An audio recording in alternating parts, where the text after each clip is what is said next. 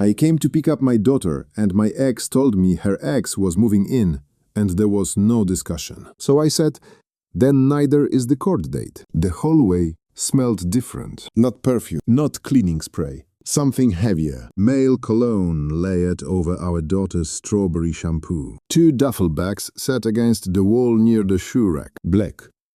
Zippers half open. A pair of men's boots I did not recognize were placed carefully beside Ruby's pink sneakers. Melissa stood in the doorway before I could knock twice. "You are early," she said. It was 6:58 p.m. Exchange time was 7 o'clock. "I am on time," I answered. She did not step aside. "He is moving in. It is temporary. Do not start." There was no build-up, no preface, just a declaration. Behind her, I saw the spare bedroom door open. A shadow moved past the frame. Slow.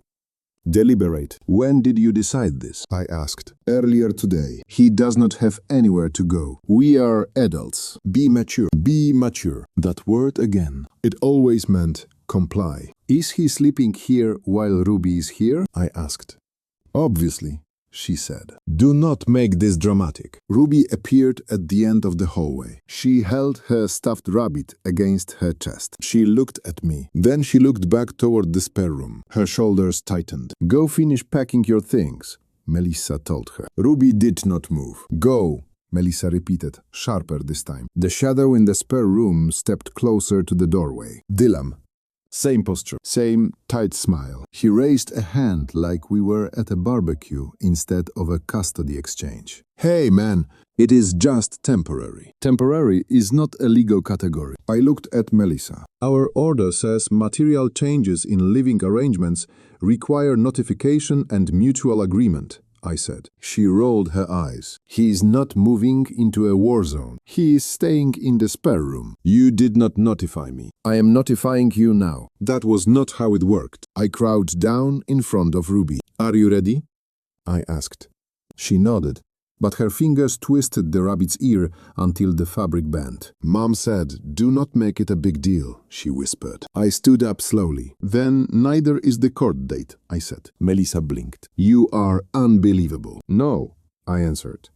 "I am consistent." Dylan shifted his weight. "You are really going to drag this into court?" "I am going to document a material change in the child's residence involving an unrelated adult male with a record," I said. "The court will decide the rest." Melissa's face hardened. "You are doing this because you are jealous." "If I were jealous, I would argue," I said. "I am filing." Silence pressed into the hallway. I took Ruby's backpack. I did not look at Dylan again.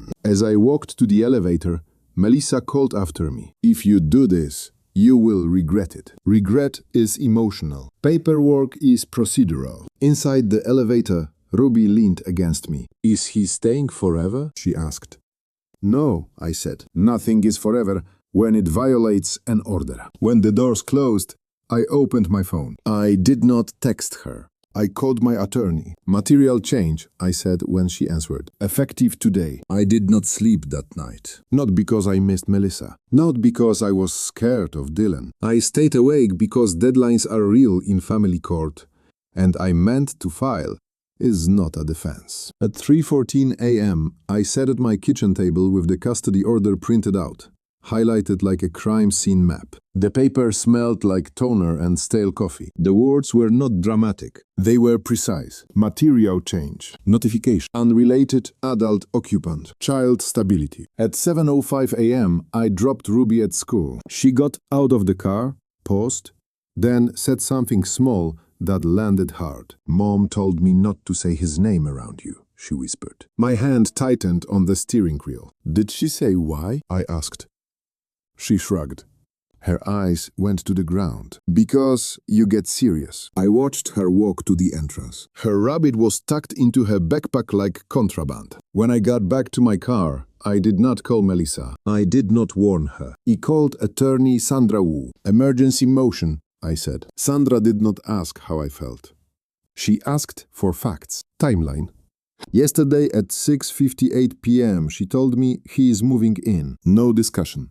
Ruby is there during her parenting time. Any written proof? She texted last night. Do not start. It is temporary. Any threats? She said I would regret it. Sandra paused.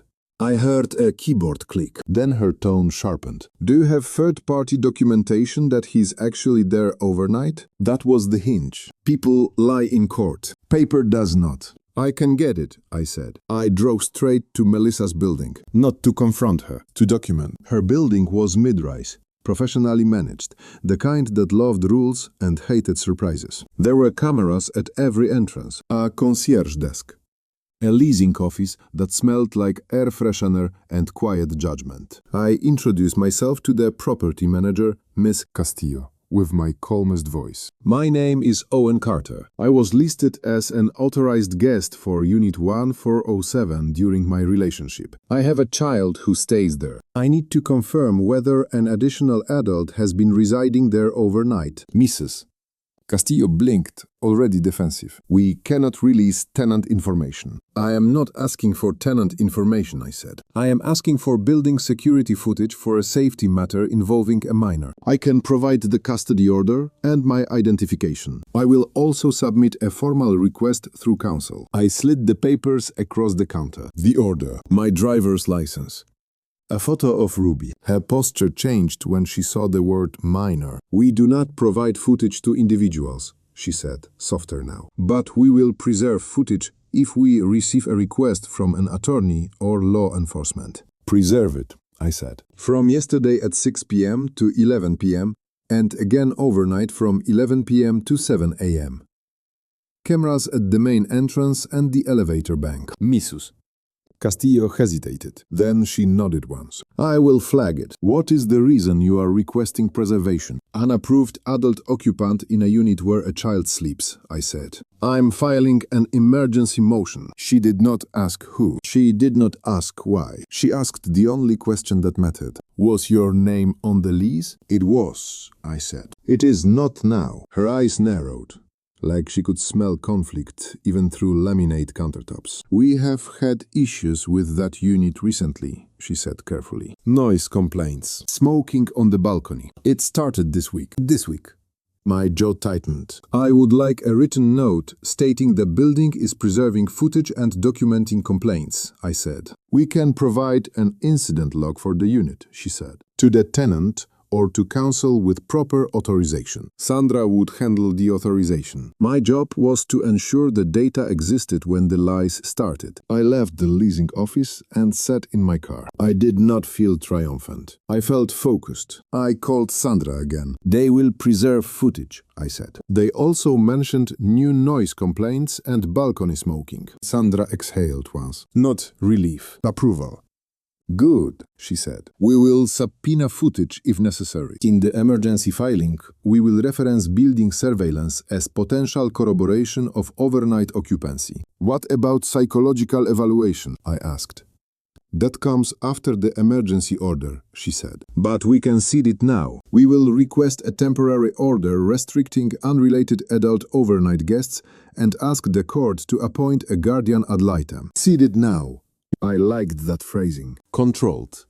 Surgical. By noon, Sandra had drafted the emergency motion. The language was cold, almost boring, which is exactly how you win. Not, I feel unsafe. Not, I am uncomfortable. Instead, material change in child residence without notice. Unrelated adult overnight presence. Child instructed to conceal information. Potential safety risk pending background review. Request for temporary modification and restrictions. Request for guardian ad litem and home study. I signed the declaration with the same hand I used to sign invoices at work. Steady. Unromantic. At 2:41 p.m., the motion was filed. At 4:10 p.m., Melissa texted. Why are you dragging my landlord into this? So she knew. She did not ask about Ruby. She asked about control. I stared at the screen until it dimmed. Then I typed, one sentence. You changed Ruby's home without notice. I am documenting it. I did not add punctuation. Punctuation invites conversation. Her reply came fast. You are weaponizing the court because your ego is bruised. I did not respond. At 6:30 p.m., Sandra forwarded me the hearing notice. Emergency hearing, 72 hours. The court would speak. And by then, the cameras would have already recorded who walked through that door and how long they stayed. The footage came in at 9:12 a.m. the next morning. Not to me, to Sandra.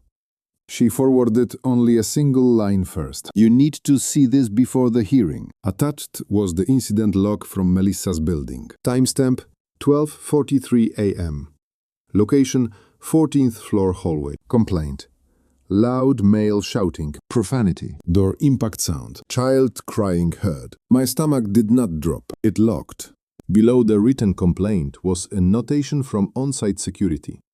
Responded to noise disturbance. Male occupant identified as guest. Female tenant stated argument was private. Child visible in hallway briefly. Child visible in hallway. The hallway camera clip was timestamped down to the second. 12:41, 17 a.m. Dylan exits unit 1407. 12:41, 26 a.m. He slams the door hard enough to shake the frame. 12:41, 31 a.m. His voice echoes. You do not tell me what to do. 12:41, 42 a.m. The door opens again. Melissa appears, barefoot. 12:41, 48 a.m. A small figure stands behind her. Ruby. She steps halfway into the hall. Dylan turns back toward the door. Security arrives at 12:43:09. The audio is not cinematic. It is worse. It is flat. Echoed. Real. Sir, we have had complaints, the guard says. Dylan's voice is louder than necessary. Defensive. Sharp. Mind your business. Melissa cuts in. It is fine. We are fine.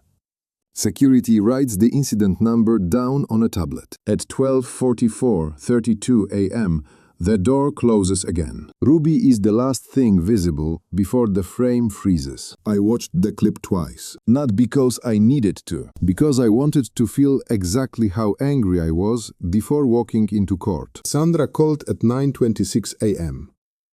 This is sufficient for immediate restriction, she said. We will present the incident log and request temporary physical custody pending evaluation. Do we subpoena the security guard? I asked. Yes, she said. He is listed by name in the report. He is neutral. That helps. The hearing was set for 1:30 p.m. Melissa texted at 10:02 a.m. Why is building security asking me questions? I did not respond. At 11:15 a.m., another message. This is harassment. Harassment is when someone follows you. Documentation is when someone records you. I left work early. The courthouse was gray concrete and fluorescent light. It smelled like paper and cold air. Family court does not look dramatic. It looks tired. Melissa was already there when I arrived. Dylan stood beside her. He did not look defiant now. He looked irritated. Like this was inconvenient. Melissa's jaw was tight. She wore a navy blazer she used for corporate events. She wanted to look composed. You subpoenaed my building? She hissed. I requested preservation of footage, I said. You are trying to destroy my life. No, I answered. I am preventing instability in my daughter's life. Dylan stepped closer. You are exaggerating, he said. It was one argument. At 12:43 a.m., I replied, with my daughter present. His silence lasted half a second too long. We were called in. Judge Patterson did not smile. Emergency hearings move fast. Here is no theater, only compression. Sandra stood, calm, structured.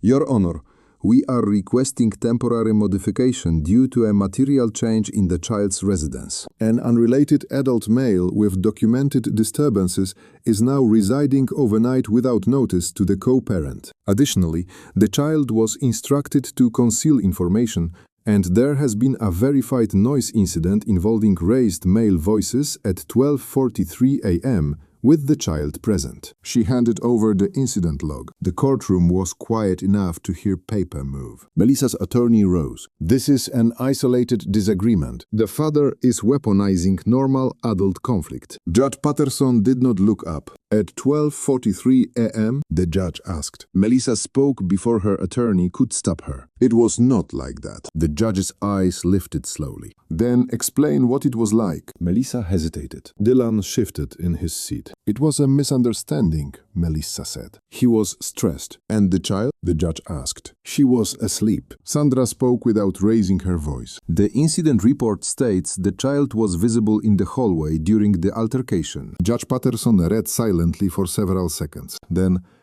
was the child instructed not to inform the other parent of the new adult occupant? Melissa's lips parted. That is not relevant, her attorney said. It is directly relevant, the judge replied. The air shifted. Judge Patterson looked at Dylan. Sir, do you have any history of alcohol-related offenses? Dylan's jaw tightened. That was years ago. That was not my question, the judge said. Yes, Dylan answered. Silence again. Family court does not punish drama. It corrects risk. Judge Patterson leaned back slightly. Temporary order, she said. Effective immediately. The minor child will reside primarily with the father, pending full evaluation. The mother's parenting time is restricted. No unrelated adult overnight presence during visitation. Guardian ad litem appointed. Home study ordered. The gavel did not slam. It clicked.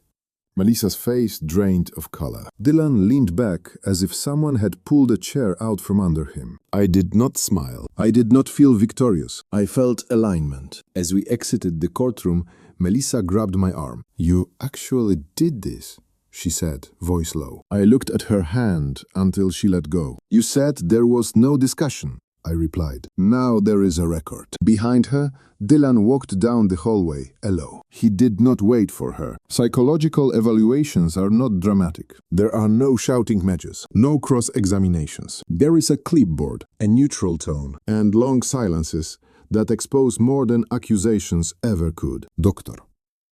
Burke scheduled my session first. Her office was minimal. Gray walls, 2 chairs facing each other, a shelf of clinical textbooks arranged with almost surgical precision. She did not ask how angry I was. She asked, describe your co-parenting dynamic in 3 words. Structured, predictable, previously functional, I said. She wrote something down. When did it change? When unilateral decisions replaced communication. I answered. Be specific. An unrelated adult male moved into my daughter's residence without prior notice. My daughter was instructed not to inform me. There was a documented altercation at 12:43 a.m. She nodded once. How do you handle conflict? I document. I de-escalate. I involve process. Do you attempt reconciliation before escalation? Yes. I asked questions at the door. I did not argue. I filed. Her eyes stayed on me for a few seconds longer than necessary. Do you believe the mother is dangerous? No, I said. I believe she is impulsive under stress and prioritizes control over collaboration. That was the most emotional sentence I allowed myself. Doctor. Burke wrote it down word for word. The home study followed. She walked through my apartment slowly. Ruby's room was quiet blue. Books stacked in height order. A calendar on the fridge marked with custody exchanges and school deadlines. Doctor. Burke observed Ruby at the kitchen table coloring. What happens when you feel worried? She asked Ruby gently. I go to my room, Ruby said. Or I ask Dad. Does Dad tell you to keep secrets? Ruby shook her head immediately. Doctor. Burke did not react. She only noted. 2 days later, she visited Melissa's unit. The hallway camera had already been subpoenaed. The tension in that building was visible even before the door opened. Melissa greeted her with a smile that did not reach her eyes. Dylan was not present. He had stepped out. Convenient, Doctor. Burke sat at the dining table. Tell me about your co-parenting relationship, she began. Melissa crossed her legs tightly. He is rigid, she said. He escalates small issues. Can you give an example? He filed an emergency motion because I helped someone. Why did you not inform him beforehand? Melissa hesitated. Because he overreacts. Is that your determination alone? Doctor, Burke asked. I know him. Did you consider that introducing a new adult into the child's home might require collaborative discussion? Melissa's tone sharpened. I do not need permission to live my life, Doctor. Burke remained still. This is not about permission, she said. It is about co-parenting inside. Melissa's jaw tightened. He cannot control who I date. Correct, Doctor, Burke replied. But joint legal custody requires shared major decisions impacting the child's environment. Silence stretched across the room. Do you believe asking the child to withhold information was appropriate? Doctor, Burke asked. Melissa exhaled through her nose. It would have caused conflict. With whom? Doctor, Burke asked. With him. Not with the child? That question lingered. Melissa looked away first. The home environment review was clinical. The spare room contained Dylan's clothing, shoes lined near the closet, a toothbrush on the bathroom sink. Not temporary, Doctor. Burke made no comment, but she measured. On the way out, she paused. How do you resolve disagreements with the father? She asked one final time. Melissa's response came without reflection. I do what is best, he added. Doctor. Burke closed her folder softly. So parenting is not a hierarchy, she said. 3 weeks later, the evaluation report was filed with the court. Sandra forwarded it to me without commentary. The language was restrained, professional. Devastating. Mother demonstrates high conflict decision-making pattern, limited co-parenting insight regarding shared legal custody obligations, tendency toward unilateral action without collaborative consultation, child exposed to adult relational conflict during late-night incident. Recommendation: structured custody with primary physical residence remaining with father, pending demonstrated behavioral adjustment. I read it twice. There was no insult in it, no moral judgment, just pattern recognition. Melissa called that evening from a blocked number. You turned a therapist against me, she said. No, I replied. You spoke. This is not fair. Fair is irrelevant, I said. Documented is relevant. She was quiet for a moment. You think you won. I think Ruby sleeps through the night, I answered. When the call ended, I looked at the calendar on my wall. The final review hearing was 2 weeks away, and for the first time since that hallway confrontation, I felt something colder than anger. I felt inevitability. Final review hearings do not last long. By the time you reach them, the story has already been written in reports, logs, and patterns. The courtroom was quieter than before. Melissa did not stand close to Dylan this time. Dylan was not even inside. He waited in the hallway. That told me everything. Judge Patterson had the full file in front of her. Incident log. Camera timestamps. Guardian ad litem notes. Doctor.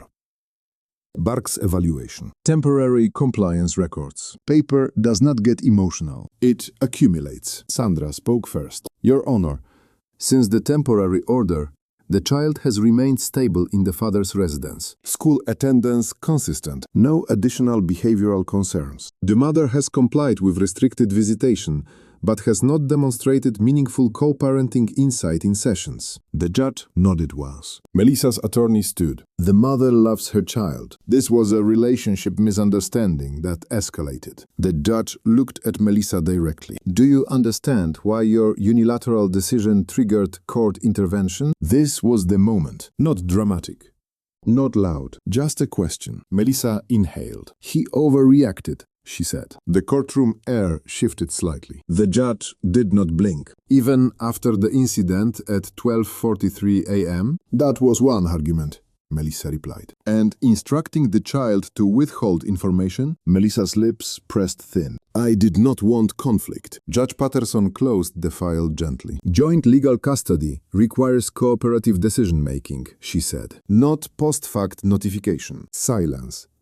The judge continued. The court finds a demonstrated pattern of high-conflict unilateral decision-making. The child was exposed to adult altercation during late hours. The mother has shown limited insight into the impact of these actions. There was no anger in her tone, just resolution. Effective immediately, she said, the father is awarded permanent primary physical custody. The mother will receive structured visitation contingent upon continued counseling and compliance with court-ordered co-parenting education. Joint legal custody remains, but major residential changes require documented mutual consent. The words landed clean. Permanent.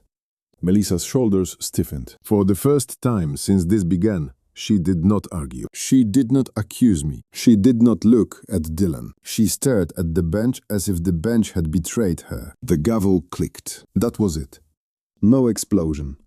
No dramatic music. Just a custody order signed and entered into record. Outside the courtroom, Melissa approached slowly. You destroyed everything, she said quietly. I did not respond immediately. I enforced a boundary, I said. You could have talked to me. I did, I replied. At your doorway. Her eyes flickered. Not anger now. Something else. Recognition, maybe. Dylan passed by us without stopping. He did not meet her eyes. He did not meet mine. Temporary had ended. That evening, Ruby ate dinner at my kitchen table. She did not twist her rabbit's ear. She did not whisper. She asked if we could plant something on the balcony for spring. Yes, I said. Routine is quiet. Stability is quiet. Non-negotiable is quiet. 2 weeks later, Melissa sent a formal request through counsel to modify her visitation schedule. This time, it included the phrase, subject to mutual agreement. Paperwork changes people, sometimes faster than apologies. I do not hate her. I do not celebrate. Family court does not feel like winning. It feels like correction. When someone tells you there is no discussion in a shared life involving a child, the discussion is already over. You just decide where it happens next. For me, it happened in front of a judge, and now Ruby sleeps through the night. That is the only metric that matters.